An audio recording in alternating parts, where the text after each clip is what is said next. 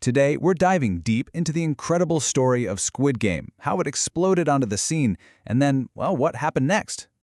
Remember this? How could you forget? Back in 2021, this one South Korean show, Squid Game, wasn't just popular. No, it was a total global obsession.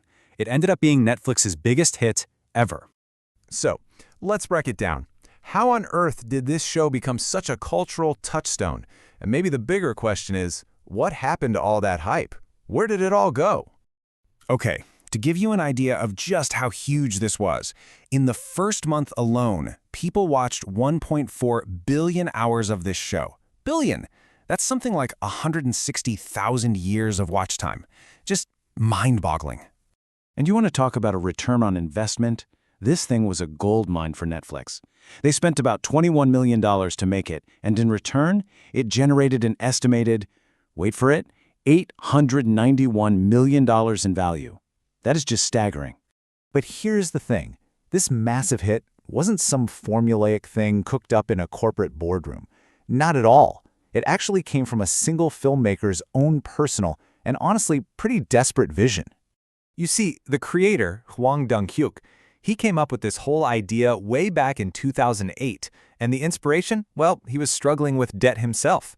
He finished the script a year later, but for the next 10 years, rejection after rejection. Studios in South Korea thought it was just too unrealistic. Then, in 2018, Netflix was expanding, and they gave it the green light. And you can really feel that personal struggle in his words. He said he was thinking he'd join a game like that if it existed, just to get out of his own terrible situation. He poured all that desperation into the story. So, it was never just a thriller. It was a powerful commentary on our modern, hyper-competitive world. So what was the secret sauce here? What made that first season connect with literally the entire world? Honestly, it was the perfect storm. You had a concept we've seen before, right? These high-stakes death games. But the aesthetics were totally unique. This creepy contrast between childlike games and brutal violence. The characters were so relatable because they were all crushed by debt. And it was a sharp critique of society. Plus, those cliffhangers, you just had to click next episode. And of course, the timing was perfect. We were all stuck at home in lockdown. But then, things got complicated. As the show exploded, that core message, that really powerful critique at its heart, it kind of started to get lost in translation. It really started with this. The YouTuber Mr. Beast went out and recreated the entire thing in real life. Massive sets, hundreds of people, and a huge cash prize. The video, as you can imagine, went absolutely viral and sparked a massive debate. And you better believe Netflix was watching. They quickly followed up with their own official reality show, Squid Game: The Challenge. And they went big, offering the largest prize in TV history, a whopping $4.56 million. And this is where people really started to raise an eyebrow. You have the original show's message, right? A tragic story about how capitalism pushes people to desperation. But then you have these reality spin-offs, which are basically a celebration of that same competition, with people winning life-changing money. Critics argued they took the look and feel, but completely missed the point. And if there was any doubt, the producer of the challenge basically said it out loud. He said the anti-capitalist allegory was only one very small part of the show. For a lot of people, that was it. That was proof that the franchise had totally lost the plot. But the reality show controversy wasn't the only problem. While the brand was expanding everywhere, the actual original story, well, it started to stumble. It began losing that massive global audience that had made it so big in the first place. And you don't have to take my word for it, just look at the numbers. The audience scores on Rotten Tomatoes tell the story. Season 1, a fantastic 85%.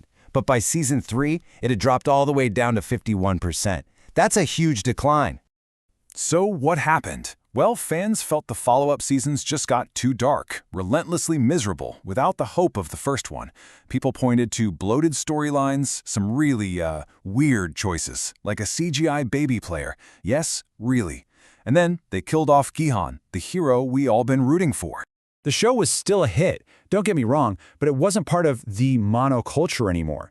It wasn't the thing everyone was watching and talking about at the water cooler. It became a show with a large, but more niche, core audience. So all of this leaves Squid Game in a really interesting, kind of weird spot. It's really a story about what happens when art becomes IP. intellectual property. You know, a creation that has commercial value. Squid Game started as this one very personal story from a director, and it morphed into this huge asset for Netflix to make money from.